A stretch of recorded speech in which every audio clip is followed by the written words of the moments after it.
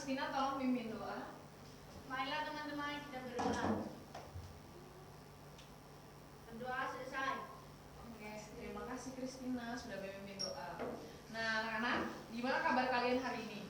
Baik, luar biasa. Luar biasa semangat. Semua dalam keadaan sehat kan? Puji Tuhan. Ya, sebelum itu Ibu mau presensi dulu. Siapa yang nggak hadir? Isti Immanuel, Ciraun dan Yusuf. karantina sama Indofood. Oh, ya hati-hati ya, soalnya kan sekarang lagi corona. Ada yang kena corona nggak di sini? Yopi tanda-tanda. Oh, Yopi harus karantina loh, Yop. Habis kerja dulu. Oke. Jangan bercanda, jangan bercanda. Oke.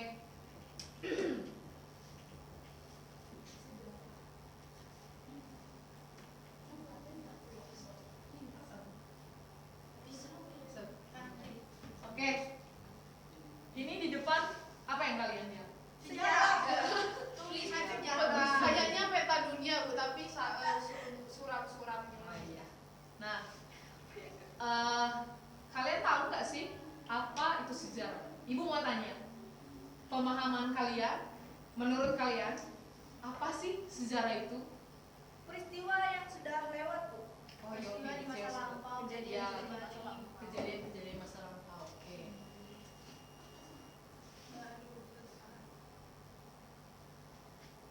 Ya, kita lanjutkan ya. Udah, Kristina? Udah, Bu. Iya. Nah, sejarah ada beberapa pengertian sejarah ya anak-anak. Iya Bu. Nah, sebelum itu Ibu lupa. Nah, nanti Ibu akan mengadakan kuis di mana kalian itu terbagi ke dalam beberapa kelompok. Ibu akan membagi kalian ke dalam 3 kelompok. Masing-masing kelompok terdiri atas 2 orang. Nah, aturan mainnya ini karena Ibu menggunakan model pembelajaran kooperatif tipe NHT atau number hand together, di mana setiap orang itu ada nomor. Nah, nanti karena tadi Ibu jelaskan bahwa satu kelompok itu terdiri atas 2 orang, jadinya satu orang itu diberi nomor, contohnya ini sama Yoas.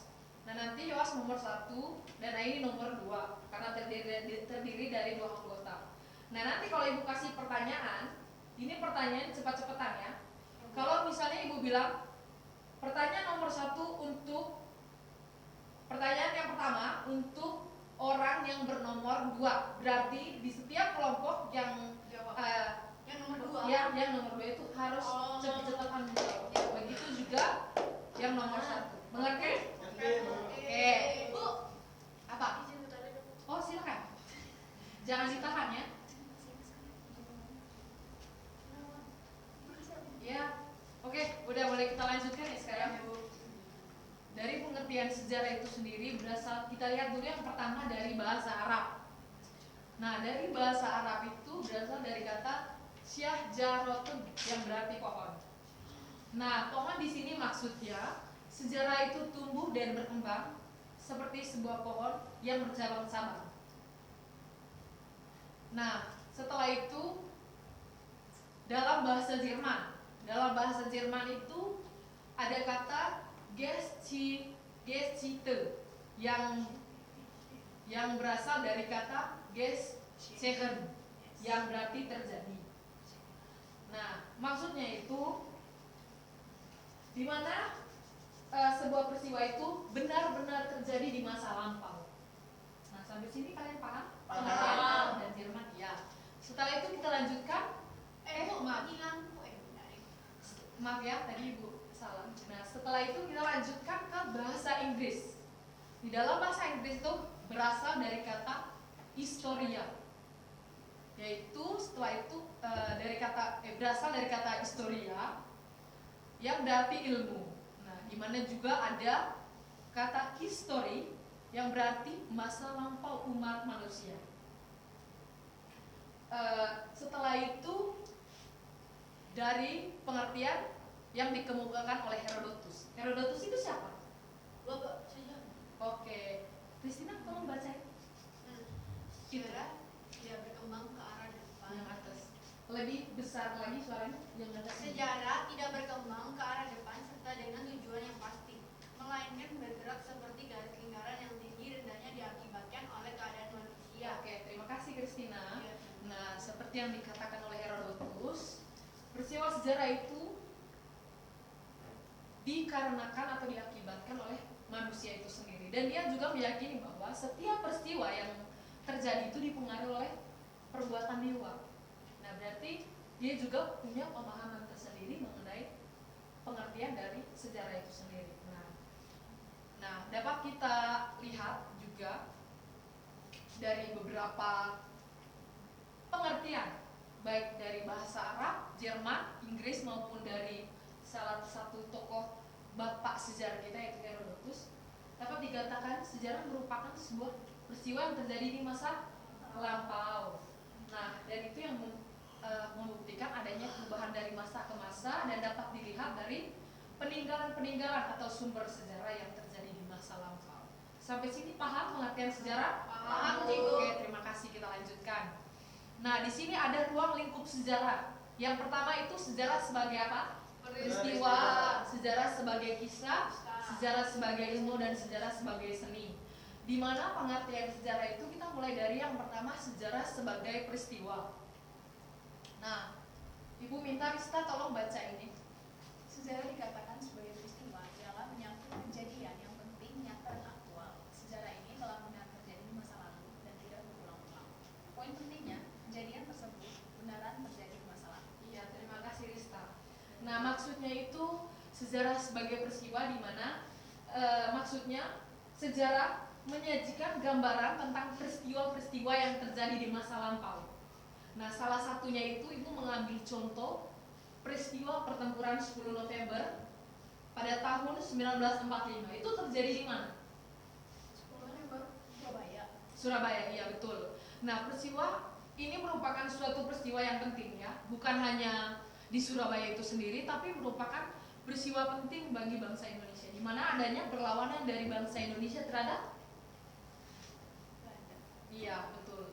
Nah, dan peristiwa ini kan kenapa dikatakan bersejarah? Karena merupakan memiliki pengaruh yang cukup besar dan dampaknya bisa kita rasakan sampai saat ini. Nah, peristiwa ini merupakan peristiwa yang tidak terjadi berulang-ulang. Nah, otomatis tidak ada. Kalian pernah dengar nggak peristiwa 10 November tahun 1946? Nggak ada kan? Iya, itu karena peristiwa itu betul-betul terjadi pada saat itu saja dan tidak berulang-ulang. Tetapi dampaknya masih bisa kita rasakan hingga saat ini. Ya, kita lanjutkan. Sejarah sebagai kisah. Nah, Yoas tolong bacakan. Sejarah adalah rangkaian cerita berupa narasi yang disusun berdasarkan ingatan, tafsiran manusia ataupun kesan tentang kejadian yang terjadi di masa lalu. Kisah yang disajikan pun dapat dilakukan secara lisan maupun tertulis. Oke, terima kasih. Nah, Ibu mau tanya, kisah yang disajikan pun dapat dilakukan secara lisan maupun tertulis. Maksudnya lisan itu gimana? Sejarah disampaikan, disajikan secara lisan itu maksudnya gimana? Kalian tahu kan? Dia sih cerita tentang perintahan gitu kan. Iya. Nenek-nenek. Terus kalau tertulis gimana? Dalam bentuk Dalam tulisan. Buku. Iya, terima kasih. Nah, itu maksudnya sejarah sebagai kisah dikatakan karena adanya kejadian-kejadian pada masa lampau yang dihidupkan kembali atau diberikan gambaran tentang kisah ini. Ibu mengambil contoh ada Ken Arok yang sejarahnya dengan kerajaan Singosari ya, di mana itu dikisahkan kan, apalagi contohnya salah satunya kalau yang mengenai kisah-kisah itu sejarah Tanah Jawa. ya, terus apa lagi kisah Perkawinan antara Hindu Buddha. ya, itu kan kayak dikisahkan kembali sejarahnya sehingga sejarah itu bukan semata-mata hanya sebagai peristiwa yang masa lampau dan hanya ya begitu saja, tapi kan dia dapat dikisahkan kembali dan dapat diingat seperti yang telah dijelaskan tadi oleh kalian. Kenapa? Dingin. Oh iya. Dan itu dilakukan secara lisan maupun tertulis. Oke, kita lanjutkan. Yopi, tolong baca. Yang ketiga, sejarah sebagai ilmu. Yopi baca ini. Merupakan pengetahuan tentang peristiwa dan cerita yang terjadi di masyarakat pada masa lalu. Sejarah disusun secara sistematis dengan metode kajian yang ilmiah, kemudian menggunakan pemikiran yang rasional serta bersifat objektif untuk mendapatkan kebenaran dan fakta. Iya. Fakta. Sejarah itu bisa dikatakan sebagai ilmu karena dia merupakan sumber-sumber pengetahuan, di mana peristiwa yang terjadi pada masa lampau itu dapat dijadikan sebagai sumber pemahaman. Nah, kenapa sih kita perlu belajar sejarah? Menurut kalian? Kristina, kenapa Kristina? Sakit. Yopi kenapa? Pinjam aku setan. Kalian berdua nih seharusnya itu nggak boleh duduk bareng. Bandel Bu, setiap kelas. Ibu harap kalian berdua itu bisa akur ya, jangan berantem. Oke. Ibu lanjutkan, sejarah sebagai ilmu. Kenapa sih kalian perlu belajar sejarah? Karena dia sebenarnya dan merupakan sejarah. Iya. Betul Yopi. Terus dia pakai jaket merah ya? Ya, boleh. Oh, sorry. Ibu cuma bercanda. Iya. Syukurlah selama karantina masih ingat warna ya. Oke, lanjutkan. Tadi kenapa kalian perlu belajar sejarah? Karena apa? Karena Sejarah itu penting gak sih? Penting. Iya, kenapa? kita bisa menceritakan ke orang lain. Ya, terus bisa menjadi tolak ukur kita untuk Masa depan. hidup ke depannya. Iya, Iya, benar. Yang terakhir itu ada sejarah sebagai seni. Dewi tolong baca. Sejarah juga punya nilai estetika, bukan hanya nilai etika, juga logika saja. Hal ini juga karena perlunya intuisi, imajinasi, emosi, dan gaya bahasa yang termasuk sebagai karya seni dalam menuliskan sejarah itu sendiri supaya menarik. Iya, betul. Sejarah bukan semata-mata hanya merupakan peristiwa yang bosan orang bilang. Belajar sejarah itu kan paling cuma menghafal tahun, tanggal, terus itu hanya membahas tentang bagaimana sih datangnya bangsa barat. Itu kan kalau menurut pemahaman sebagian orang, sejarah itu merupakan sesuatu yang membosankan. Tetapi dapat dikatakan bahwa sejarah itu sebagai nilai seni. Salah satunya Ibu mengambil contoh, itu apa? Candi Bu. Iya. Selain Candi Borobudur itu ada apa saja yang peninggalan-peninggalan yang Candi masih di sana? Prambanan, Candi Candi Tikus, Candi Gendut. Harus banget semuanya ini. Hasil budaya manusia Iya, purba. betul. Cara cinta yang Seperti apa aja tuh? Jelas. Kapak, perimbas. Iya, betul. Terus jangan lupa wayang juga sebagai seni ya. bener kan? Iya betul. Nah, yang terakhir itu ada unsur-unsur sejarah. Yang pertama kita mulai dari ruang. Unsur sejarah itu ada 3. Ada ruang, waktu, dan manusia. Di mana ruang itu merupakan tempat terjadinya suatu peristiwa yang menjadi bukti peristiwa sejarah menjadi nyata. Tidak mungkin kan sebuah peristiwa itu terjadi tapi tidak ada bukti tempat atau peristiwa sejarah itu menjadi nyata. Nah, setelah itu ada waktu. Waktu adalah unsur sejarah yang memegang peranan penting sebagai sifat kronologis dalam kajian sejarah, sehingga dikenal dengan konsep periodisasi. Tidak mungkin kalau misalnya nggak ada waktu kita sembarangan aja. Ini nih kayaknya waktunya itu beberapa tahun lalu atau terjadi pada abad 21 atau abad ke-18. Tapi kan itu tidak boleh dilakukan secara menebak-nebak tanpa kepastian gitu kan. Nah, maka unsur ini sangat penting. Seperti kedatangan bangsa barat pada abad berapa, tahun berapa Indonesia merdeka, itu kan merupakan suatu hal yang sangat penting. Terus pelakunya yaitu manusia. Tidak mungkin sejarah itu ada tanpa pelaku sejarah kan. Betul. Nah, unsur sejarah yang menjadi sentral atau pemegang peran penting itu ialah manusia dan lingkungan yang ada. Sampai sini paham? Paham. Oke, sekarang Ibu minta kalian membagi dalam kelompok, membagi diri dalam kelompok ya, membelah diri. Oke, kelompok yang pertama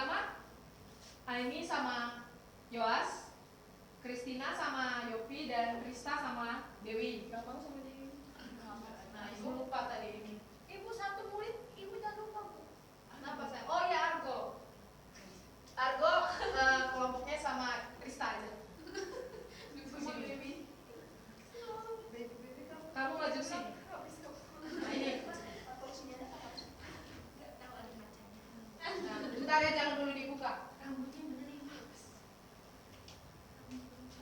Rambutnya udah dibuka. Oke, aturan mainnya tadi telah Ibu bilang kan di awal pertemuan. Nah, sekarang kalian buka kertasnya. Kamu itu Kalian buka kertasnya. Kalian dua dengar itu. Yang paling rendah kita ya. Iya, memang kalian bandel ya. Satu. Nilai kami rendah, Bu. Pantes. Mereka juara terakhir. Harus semangat dong ya. Ya. Setiap orang udah dapat nomor masing-masing kan? Ya, Bu. Nah, di situ nanti kamu sama Rista aja. Karena ini kan berkelompok, jadinya Ibu akan menambah nilai kelompok. Dan ini akan membantu untuk nilai ulangannya kalian. Kalau misalnya ada yang nilainya kurang, nanti bisa terbantu dengan adanya nilai kuis ini. Kenapa? Oke, kita mulai ya anak-anak. Ini cepet-cepetan. Saya, Bu.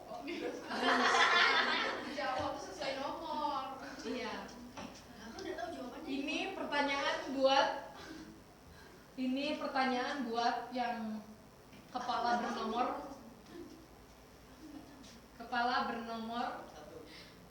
2.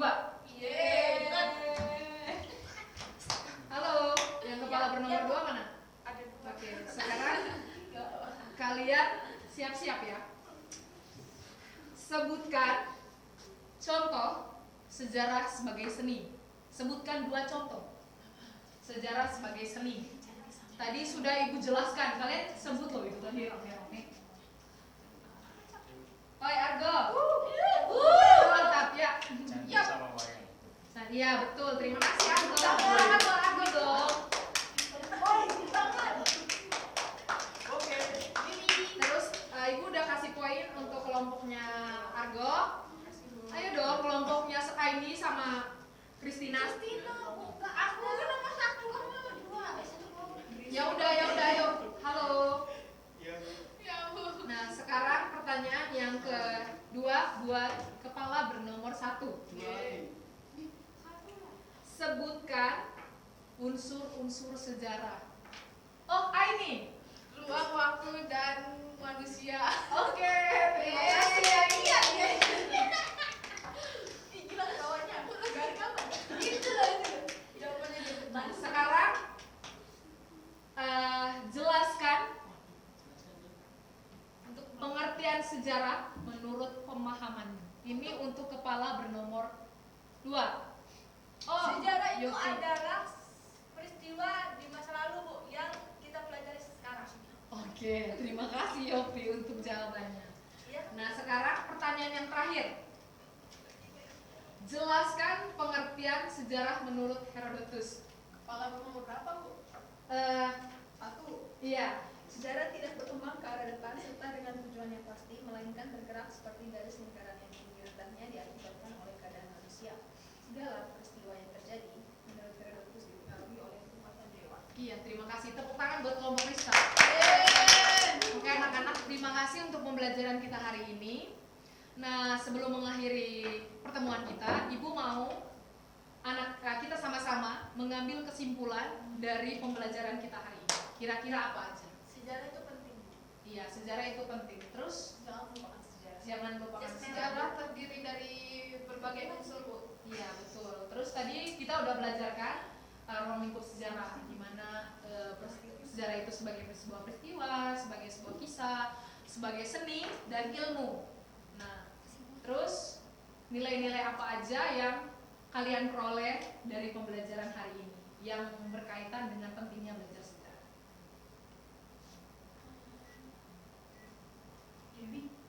Apa? Ayo, Kristina mau jawab.